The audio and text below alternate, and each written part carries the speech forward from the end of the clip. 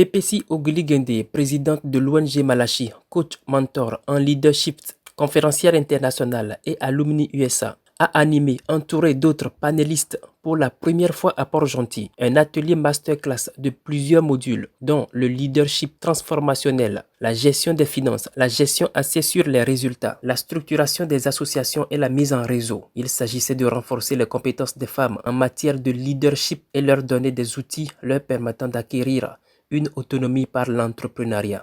Nous avons connu un événement qui a vraiment affecté le monde, notamment la crise Covid, et les gens ont du mal à rebondir. Donc il faut véritablement les accompagner, leur donner des stratégies pour se relever et repartir du bon pied.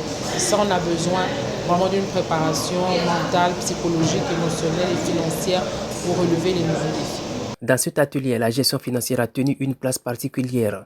La plupart des jeunes entrepreneurs éprouvant des difficultés à épargner. Gwenaël Sembi, épouse Mara Abila, coach en intelligence financière, s'est fait un devoir de donner aux participantes des clés et des astuces pour maîtriser les finances et surtout épargner. L'intelligence financière qui malheureusement ne s'apprend pas à l'école, c'est l'ensemble de skills, de compétences qui permettent à un individu de devenir financièrement libre, financièrement autonome, ne pas dépendre des gens.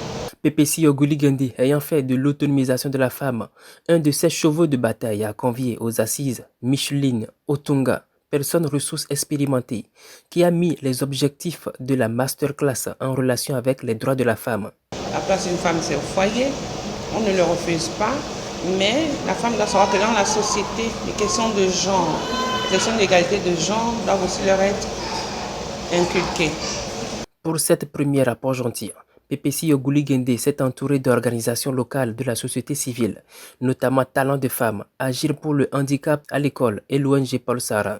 Et au XXIe siècle, et plus encore au moment où les autorités de notre pays ont décrété la décennie de la femme, il est important que chaque femme se lève, qu'elle se prenne en charge pour accomplir quelquefois son idéal de vie. Au terme de l'atelier, les objectifs ont été atteints et les participantes sont reparties satisfaites. Le plus gros problème aujourd'hui pour les entrepreneurs, on entreprend certes, mais on a du mal à gérer nos finances. Et il nous faut plus ce genre d'événements-là pour apprendre à gérer nos finances et pourquoi pas plus développer notre activité.